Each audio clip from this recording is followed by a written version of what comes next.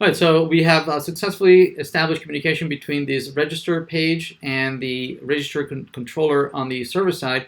Let's see if we can store that user in the database. So here on the server side, we are receiving the user in this registration, and for now we're just echoing back that user. So let's work on being able to actually store this brand new user in the database. So what we might want to do, right, is first let's make sure that this user object is ready for storage in the database. So to do that, we're going to be using the JPA annotations, right, that are going to allow us to map this user class to an equivalent table. So to this, we're going to annotate this as a JPA entity. We're also going to choose the name of the table, and we'll call it users.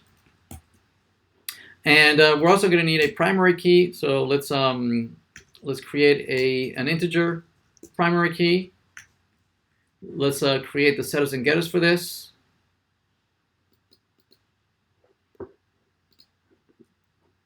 Setters and getters for the ID, actually not there, here. Generate the setters and getters for the ID, there it is.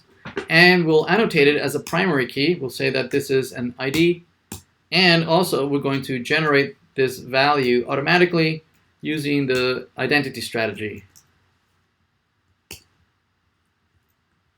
All right, so this has been mapped. The database that we are using has been configured in the resources as the cs5610 sp20. And so let's see if we can map it there. Right, so let's restart the server.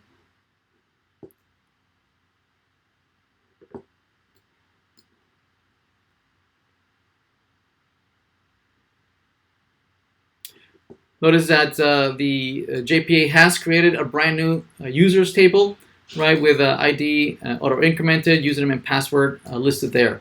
Let's go to a database and verify that indeed the table is there.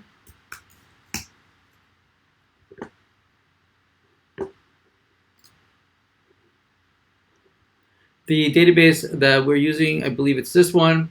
Let's look at the tables. Notice that we do have a users table, and we can select the content. And notice that we don't have any users just yet, right? But we have verified that there is an integration between the Java server and the database.